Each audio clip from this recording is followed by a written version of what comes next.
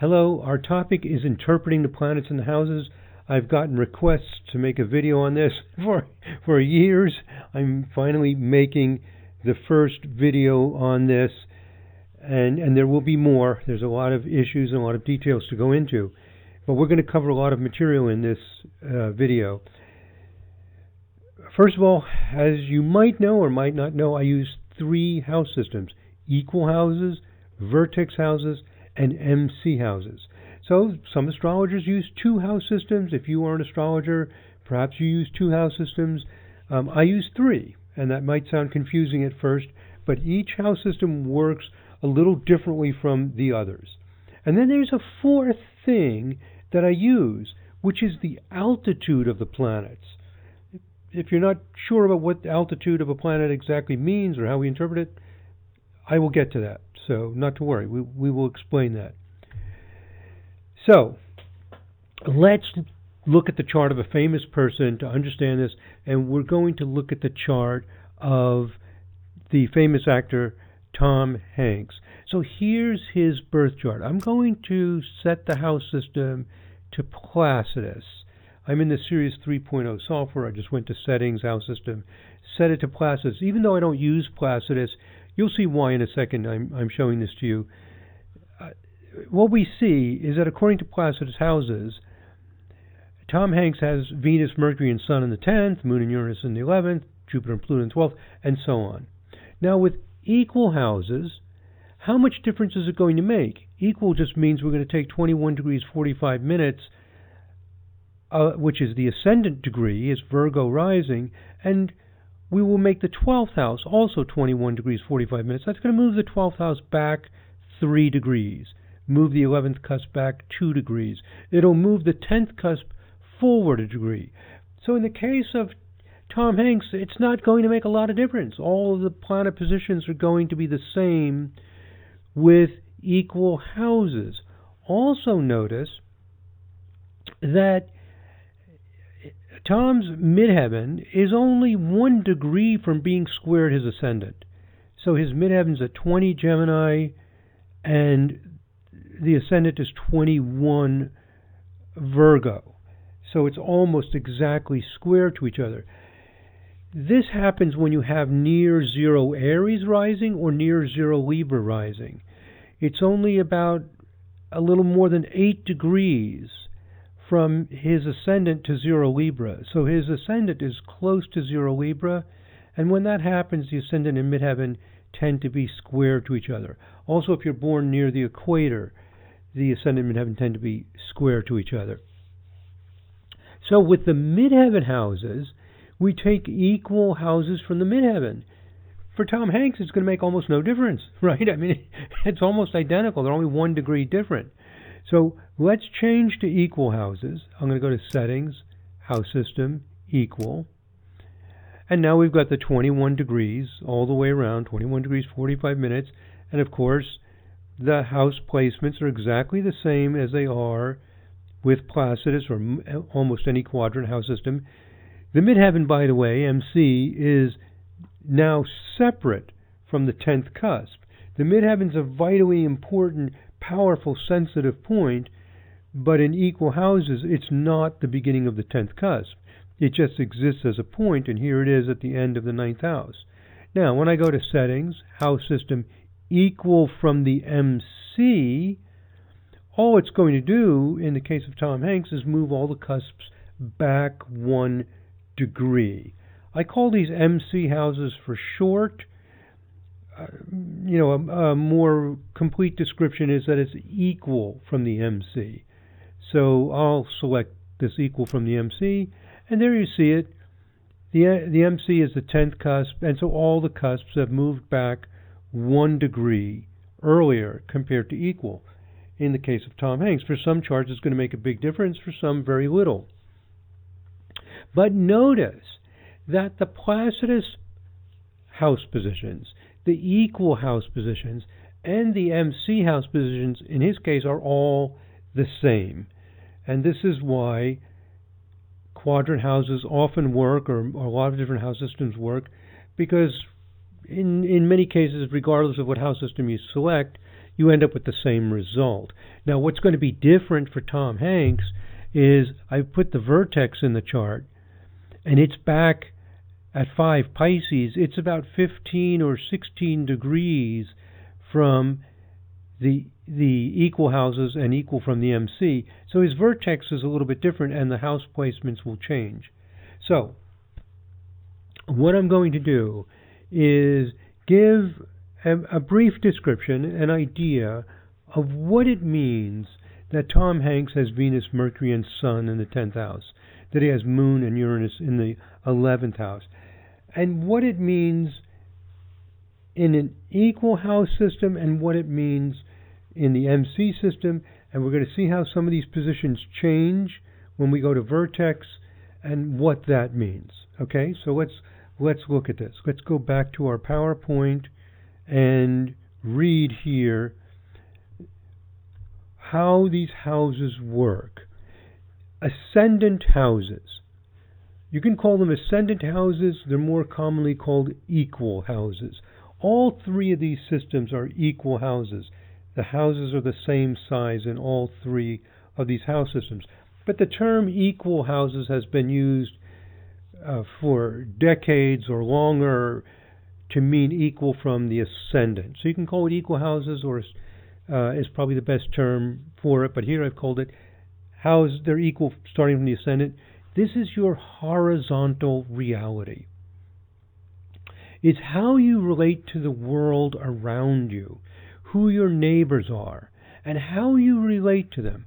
Who is in your environment? Who's there? It's just horizontal. You just look out. Oh, here's my next door neighbor. Oh, I went to the store, and here's who I saw there. It's just the people, and actually the environment in general, not just people, that you see. Because it's based on the horizon. It's based on where the ecliptic plane intersects the horizon plane. So you can just look at it as people that are there, how you relate to them, how you present yourself to them as the ascendant, and how you expect them to respond. And you're not really trying to do anything. You're not trying to achieve anything with them. They're just there. So it's how we relate to the world around us.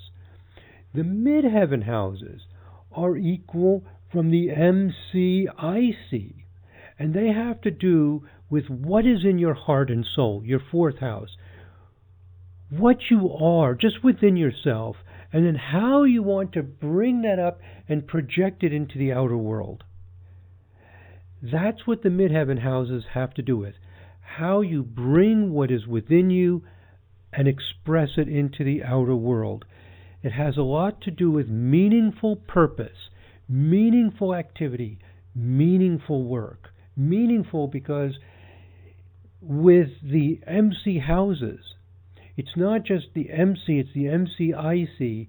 It's wanting to, let me say it one more time, wanting to bring yourself out into the public, you might say, to be highly visible.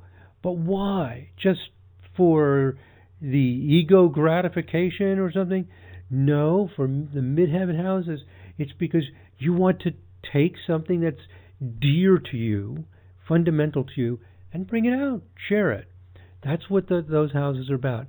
Now, the vertex houses, they combine the ascendant qualities, the horizontal reality, with this projecting reality, this vertical reality, and it has to do with colleagues and associates. So like the equal houses, they have to do with how you relate to people. How you relate to people. But the ascendant houses is just people. You're just hanging out with them. You might play cards with them or go bowling in the evening, or just be talking, or you're just experiencing them as people, as equals. The vertex houses is also about people, but not just to hang out with them and for them to be there. It's people as related to that vertical reality. So it combines some qualities of the ascendant houses with qualities of the midheaven houses, and it boils down to just typically being colleagues and associates. People that you know that are related to your goals or related to what's really important to you and that you want to bring out to the world. Those deep things that you can offer. So, there are people who are involved with your core motivations and goals. People like teachers, coaches, associates at work, business partners, people who are just like cheerleaders for you, encourage you, or maybe you're encouraging them. You're relating to them in some way that's connected to the way you project yourselves, to the way you come out. So every time you do something, like maybe you're a carpenter and you're building a house, all of your suppliers of materials, all of your co-workers, your accountant, everybody involved, they are all Vertex people. They're people you're connecting to because they're connected to your path. They're people that you're walking a path with. And I don't mean like an abstract philosophical or purely spiritual path, although it could sometimes be related to that, but it's the path of what you want to bring out. You're on that journey together.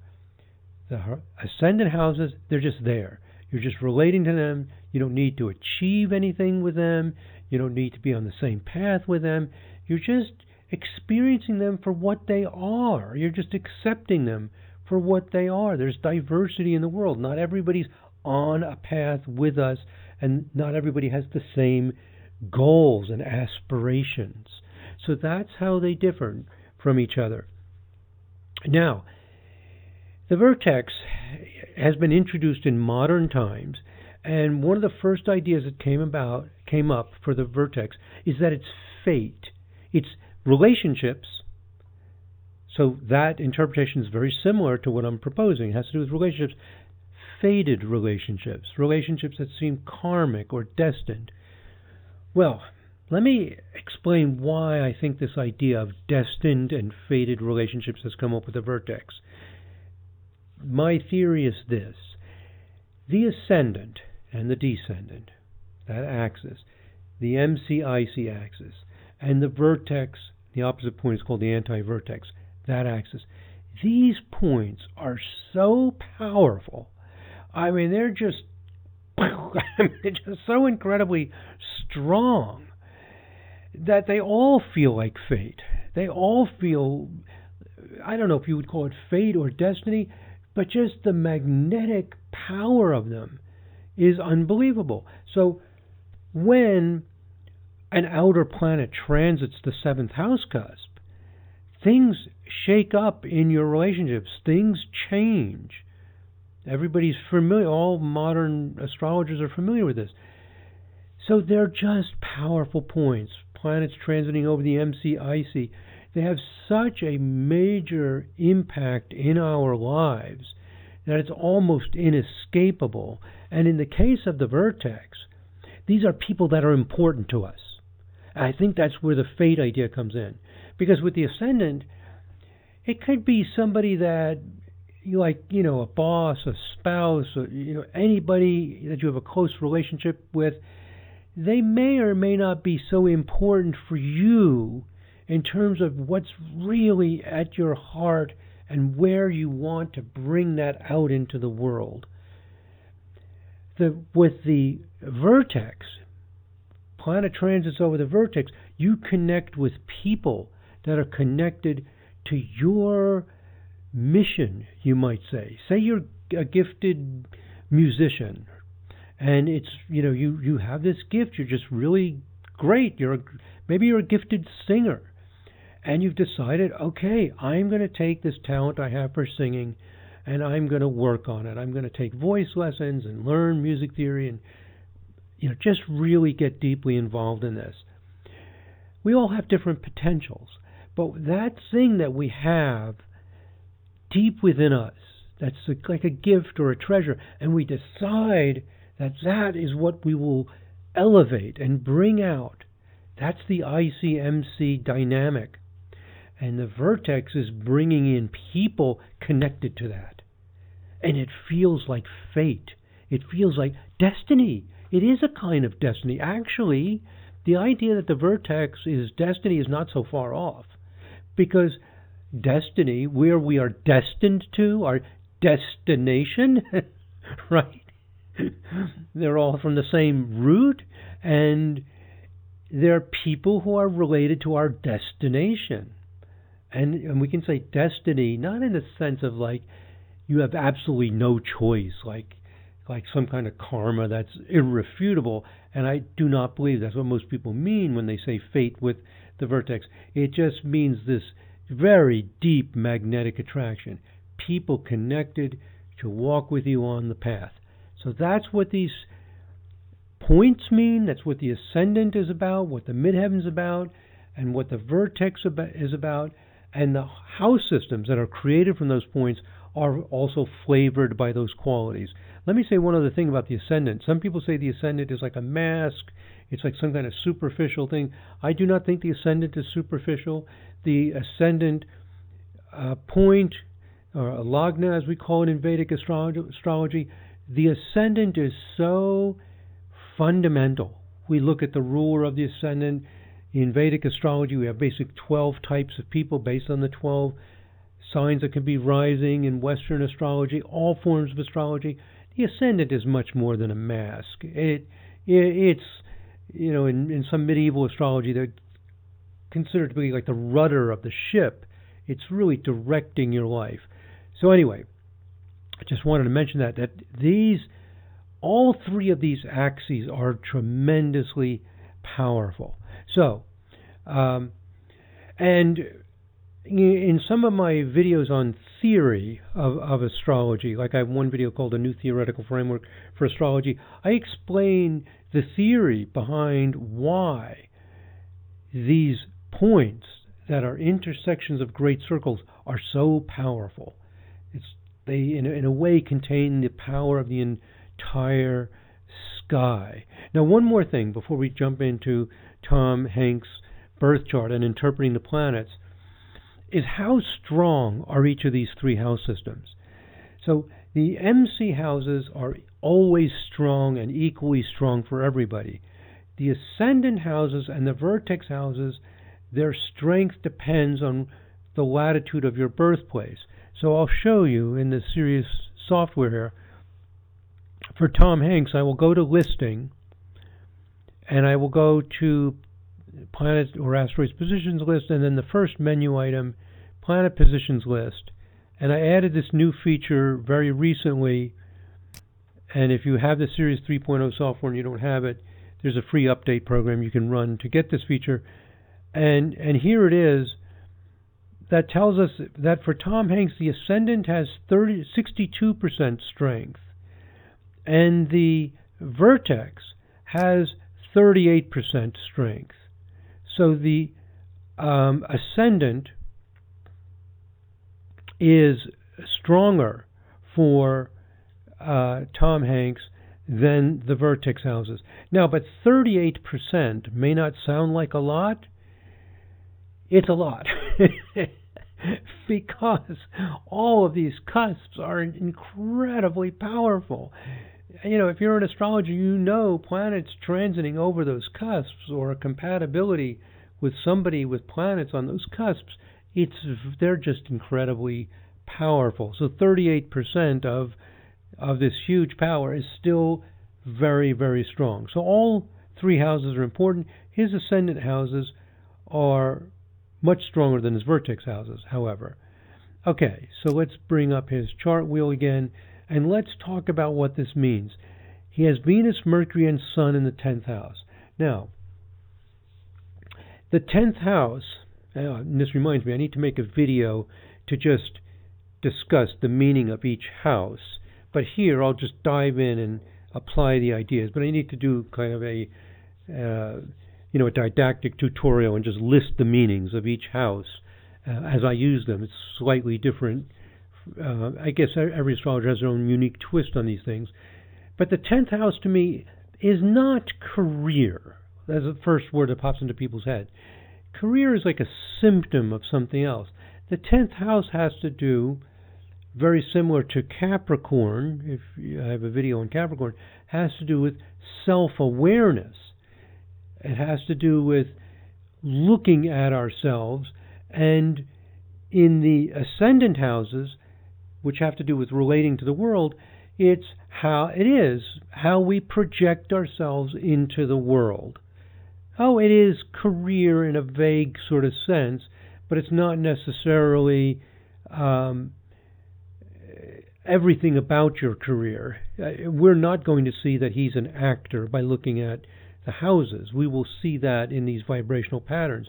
But what it means, that he has Sun, Mercury, and Venus in the 10th house with equal houses, means that a lot of his energy, his orientation to life, is in his ability to project himself out into the world and to play a role. He could play an official role as a person in like government or a business leader, or the ability to act, to photograph, to capture things.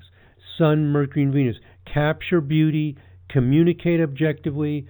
Sun, be active in this. And they're in the 10th house by equal houses and also by MC houses, which means it's very important for him, because it's in his MC houses, that he come out of hiding, to not be a recluse, to not be totally hidden away. He has a strong impulse to come out and do something, to express something, to play a public role. Now, interestingly, just before I made this video, I did a little reading of him, because I'm not up on a lot of theater and popular music and things like that. So I read a little bit about him. He was very shy as a youngster, as a child, probably into his teenage years. He was very shy, he says. I'm going to get to that later. It has to do with his Saturn. It also has to do with the altitude of the planets. What I could have told him when he was a child is, oh, you're shy, but I'll tell you why and why it's likely to change. I'll go into more detail when we get to the Saturn down here. Okay, but getting back to the point, despite the fact he was shy when he was small, he's a major public figure. We recognize him, and Sun, Mercury, Venus has a lot to do with that. And Moon and Uranus are in the 11th house by both ascendant houses and midheaven houses. The 11th house is about our networks, our social organizations. It's about how we become a part of collectives, how we become a part of a business or a club. It's our collective activity. With Moon and Uranus there, it means he's naturally drawn to participate in groups, and he brings new life and energy and excitement and improvisation, something new, not getting stuck. And it's in his ascendant houses and his midheaven houses, means that's where he's comfortable. Ascendant is like houses are where you're comfortable. It's where you sit. It's where you exist in relationship to the world. He's with Moon. Your Moon is going to tell you what's comfortable. He's comfortable in a collective with a group setting. So this combination of 10th and 11th houses makes him effective as a participant in a large company, large productions, and he's in hugely large productions. I mean, Hollywood productions, they're enormous, the number of people, the number of relationships and connections you have. You're really a part of a large system. And with Moon there, it's easy for him. Uranus there, he doesn't want to be involved in something that's stuck in the mud. There's a life there. There's excitement there. In the ascendant houses, it means it's natural for him. He just hangs out with groups. Being part of a club, things like that is very easy for him. Also in the 11th house with midheaven means it's part of what he wants to bring out to achieve in this life. So he feels it. He wants to do it. He's good. It's good for him to be active in group activity. The Jupiter in the 12th and Pluto shows, you might say, a generosity of spirit, that the 12th house is where we feel a sense of responsibility to life, and there's a kind of generosity, and his Neptune in the 2nd means he's got some idealistic values. He was religious as a child for a while, and I think he communicates a depth of goodwill. Some of his roles that he played also express the higher values and commitment he has to lasting values. So that's where that comes in. Now his Saturn in the 3rd and North Node in the 3rd. The 3rd house, it's often described as your immediate environment or your brothers and sisters or writing. What the 3rd house is essentially is your ability to focus in what's right in front of you. With Saturn in Scorpio in the 3rd house, he's almost laser focused, and he has Virgo rising, which likes things to be precise and sharp. He is not spacey. He's getting right in there, focused on what did you say, what are we doing, how do we do this, and Saturn shows where you're dead serious, where there's no funny business, where there's no evading your responsibilities. He's going to memorize his lines. If somebody else does not memorize their lines or shows up late or, kind of goofing off, he doesn't tolerate this very well. He wants to get in there and do that, and it combines with his Mars in the 6th house. And these are ascendant houses, which means it's where he is comfortable. He's comfortable with people who are focused and clear. He's not comfortable with people who are spaced out and not paying attention to the details. Maybe they're full of philosophy and big ideas, and he's wanting to anchor it. So he is an artist. He's an actor. But that doesn't mean he's way out in la-la land. He's right there, focused, clear, sharp, and Mars in the 6th house. 6th house is where we apply ourselves to what's immediately in front of us and fix and correct and make things work. He's got a real down-to-earth quality here. And I mean, you say, where does the earth come from? It comes from, and these are not earth houses. Well, the 6th house is sometimes called an earth house. It's that we, in vibrational astrology, we don't restrict the idea of elements to just a rigid set of categories. The 3rd house, with its focus on what's in front of it. Also, the 3rd house in Vedic astrology is associated with courage. Why courage? Because it takes courage and strength to face the facts, to look and be clear and not turn your eyes away, right? Looking away, right there, what's going on. So this gives a sharp directness to what's in front of you. So that's how we look at this. Now, houses are very limited in what they tell us, in that they only tell us an attitude, an approach, a stance towards life, a lens through which we see the world. They do not do a very good job of telling us what a person's real talent is and what they should do in their life, what major decisions they should make, and what their career should be. That's in the aspect patterns. The houses tell us a perspective. They tell us the things that are that we have like a selective perception and how we engage in life. So they're important on a personal level, but they do not tell us very much about where the person's real talent is. I'll show you that briefly by looking at some of his vibrational charts at the end of this video. Now, let's change to vertex houses.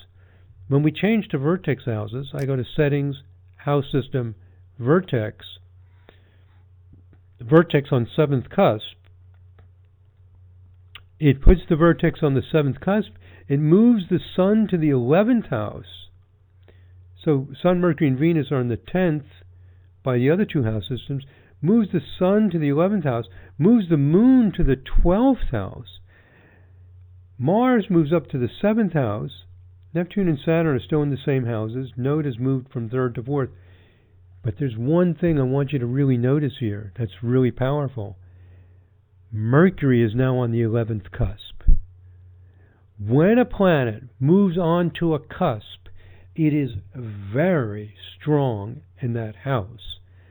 So Mercury is trying the vertex, very tightly trying. The vertex is 5 Pisces 56. Mercury is 5 Cancer 47, almost an exact trine if his birth time is highly accurate. You know, the ascendant, midheaven, and vertex are moving very quickly. But if his birth time is highly accurate, it is recorded as 11:17 a.m., and this does make sense for him, so I suspect the time is accurate, is that his Mercury is on the 11th cusp. Now, this is very powerful. Let me say it again. A planet on a cusp is very singularly important, any cusp. Mercury on the 11th cusp in vertex houses. Also, it means there's an aspect. Mercury's trying the vertex on that cusp. Means that he has a special emphasis. You might call it a talent or focus, a highlight, an emphasis in his life on Mercury, communication, 11th house, the group, vertex, colleagues for achieving a goal. So Mercury on the 11th cusp in vertex houses is excellent for directing, for communicating among members in the group. It's excellent for developing a mission, an integrated understanding. It's Mercury, the messenger, connecting and bringing ideas to the group. Why? Vertex. So that as a group, we can take what we have, what we're good at, and achieve our goal, our mission. He could be a great person in politics or, in a business. He's very good at directing. Now, I don't keep up very much with, actors and films, and I try to because I really enjoy a good movie, but I just seem to be too busy and I don't follow it much. So I didn't really know much about Tom Hanks other than I know him in certain movies, and I also looked at him in Compatibility. I know he has a wonderful marriage. That's about all I knew. But I said he must be involved in directing and managing and cooperation. He's got to be if his birth time is accurate. And I know some actors migrate that way. I didn't know of anything about Tom Hanks doing that. I go to Wikipedia, and there it is. He collaborated with Steven Spielberg on many films. There's that Mars in the 7th house as well. Now he's achieving with other people, and the directing, the managing. He's a team player, and he communicates to build the network for the team. Very much a team player, an outstanding characteristic of him. And with his sun in the 11th, the sun position is always very important. It's emphasizing, again, his effectiveness, his ability to be a person in the collective, in the organization, in the group, to help that group achieve its goals. Because that's what Vertex does, and Vertex houses do. They bring people together so that they can go down the path together. It's like a march or a team going down a path. So his sun is there, that's what he can do, and he's very effective at it.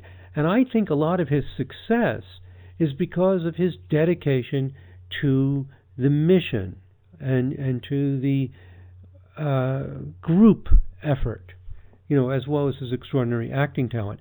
Now, you will not see the talent, the skills, I don't think you will, in the house placements. That's why when research is done on astrology and the emphasis is on actual behavior, is the person a singer, or do they have certain emotional problems or diseases, and you're looking at signs and houses. Signs and houses actually don't do a very good job at that. It's the planetary configurations, and what we see in actors is typically 17 vibration. That's the most common thing. So if we look at his 17th harmonic chart, or we can call it 17 vibration chart, sure enough, there it is, a big kite pattern, grand trine, Sun, Mars, Uranus, with Venus making sextiles to Sun and Uranus, opposition, very tight kite pattern. You will typically see strong aspect patterns and sometimes strong midpoint patterns in the vibrational chart. And here we see Mercury at the Moon-Venus midpoint and the Jupiter-Pluto midpoint. I'll pull up a pop-up wheel and you can see it. Here, where is Mercury? It is, here it is, at 8 Libra. It is at the Moon-Venus midpoint. Here's Moon and Venus, opposition Moon-Venus, also opposition the Jupiter-Pluto midpoint. We call that a midpoint isotrap, very, very powerful. This is all explained in different tutorial videos. Also, if we do his 17 times 3 vibration, called 51, right? 17 times 3 is 51. We also see the pattern as a Sun, Venus, Uranus, and it has 1, 2, 3, 4 points of a 6-pointed star. Venus sextile Mercury, Mercury weekly sextile Moon, Moon and Neptune are conjunct, and a Sun, Uranus. Anyway, he's got major configurations, planetary aspects, and midpoint configurations in 17. This also describes his style. We see Moon, Sun, Uranus, very Uranian, which obviously he is, very spontaneous and expressive. We see Moon, Mercury, Uranus combinations very often with people who have a ability for comedy and spontaneous expression of feelings, and that's one of the midpoint structures in the 17 vibration chart. Well, I ran through that very quickly. My point is simply that if you study vibrational astrology in detail, you will see why someone can be one of the greatest actors or actresses of all time. You will see it in the vibrational patterns. You will not see it in the houses or the zodiac signs. But the houses do tell us something about how a person functions. Now, there's one more thing I need to tell you about. This video is getting a little bit long, 37 minutes. But one more thing I want to tell you about, which is the altitude of the planets. If we go back to Tom Hanks' natal chart, and I go to settings, coordinate system, and change this to local space. Now, and I click OK, now I'm looking at what's called a local space chart, which shows the azimuth and altitude of the planets. It shows the planets in relationship to the horizon. I'm going to right-click, select a small wheel that has a lot of details, and because I'm looking at a local space chart, it tells me the altitude of the planets. Let me see if I can... well, I guess that's good enough. Let me see if I've got something a little bigger. We'll just go with that. That's okay. It's down here, over here, altitude. The Sun is 60 north. Mercury 69 north. Venus 70 north. These are extremely north. It means they're almost at the zenith, almost overhead, very far from the horizon. Altitude means distance from the horizon. 90 north would be over your head. He has planets way, way up at 60 and 70 north altitude. The higher the planet is, the more it expresses itself publicly. You know how we say that the 9th and 10th houses are public? It's really the altitude. When planets are in the 9th and 10th houses, the altitude is high. And so he's reaching out. And then look at his Saturn in the 3rd is almost 60 south. And this creates Saturn a sense of responsibility to his soul. It's very south altitude and wanting to come out. That's why he was cautious as a child about coming out. With the Virgo rising, the Saturn with a very low altitude means it's very inner. Well, anyway, I'm covering a lot of material, and I hope not confusing you by getting too much material in one video, but I'll continue with this in future videos. You're starting to get an idea of how we look at houses in vibrational astrology with these 3 house systems. I need to make some videos on the meaning of each house in in vibrational astrology and how that differs from usual interpretations. There's a lot more to do, but I hope this gives you a good introduction. And let me just go over the slides. This is a summary. You can pause this if you want to, about the meanings of his houses, which I've already described, so I'm not going to go over this. So that's summarized for you, so you have that there. And the vertex houses, and how I mentioned here, I figured he must be involved in directing or managing projects, not only be an actor given a specific part to play, and it's a big part of his life, which I didn't know.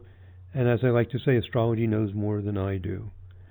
Okay, and the altitude of the planets, his shyness as a youngster is because he was careful about the impression he makes. All those planets with high altitude means he wants to go public. The Virgo rising, the Saturn in the North Node in the third, Saturn with a very low altitude, he doesn't want to blow it. When he makes that public appearance, he wants it to be good. So he's shy, he's holding back. It's like that expression, you only have one chance to make a first impression. And so as a child, I could have told him, I can see why you're shy. And just when you're ready, the time will come when you're ready to come out into the world. And when you do not forget your need to be sincere and real and what held you back for so long. Even if it wasn't conscious in his mind, he's holding back because he didn't want to make a fool of himself. He didn't want to blow it. He wants to do it right and do something sincere. Oops, I just knocked over my microphone. Sorry about that. Probably made a big sound. I'll see when we play it back. Okay, well, that's it, my friends. That's my last slide. And that's an introduction to interpreting the planets and the houses and how we use these three house systems. I did cover a huge amount of material here in, let's see, we're up to 42 minutes. It's one of my longer videos. I like to stay around 30 minutes, although I've gone up to an hour on some of them.